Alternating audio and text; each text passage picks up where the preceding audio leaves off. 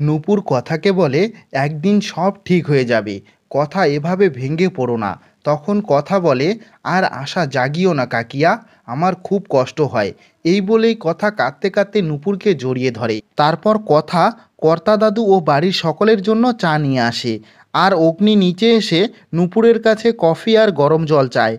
কিছুক্ষণ পর শশীভূষণ কথাকে ডেকে বলে যে, কথা মা, আমি অগ্নিকে বললে তো ও শুনবে না। আর তুমি হচ্ছ ওর সহধর্মিণী, তোমার যুক্তি বুদ্ধির কাছে ও বেশ ঘায়েল হয় দেখছি। তখন অগ্নি শুনতে পেয়ে বলে, আমায় ঘায়েল করার জন্যই তো ওকে আনা হয়েছে।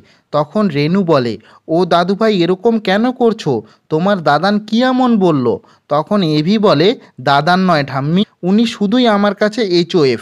তখন শশীভূষণ বলে, আমি তো শুধু কথা মাকে বলছিলাম আমাদের ফ্যাক্টরির দায়িত্ব নেওয়ার জন্য তোমাকে রাজি করাতে। তখন এবি বলে, আপনি ভাবলেন কি করে যে আমি আপনার ওই টনিক বেচা কোম্পানি জয়েন করব? একটা কারণ বলুন আমাকে। তখন শশীভূষণ বলে, তাহলে তুমি বিশ্বাসদের হাত থেকে আমাদের কোম্পানিকে বাঁচালে কেন? তখন অগ্নি বলে, ওটা শুধু গোবর দেবীর মামার খুনিকে ধরতে। তারপরে অগ্নি বলে, বেশ, আমি আপনার কোম্পানি জয়েন করব, তবে একটা শর্ত আছে, আমার মাকে ফিরিয়ে আনতে হবে আর আমার মায়ের কাছে ক্ষমা চাইতে হবে। তখনই শশীভূষণ প্রচণ্ড রেগে যায় আর তারপর অগ্নি সেখান থেকে চলে যায়।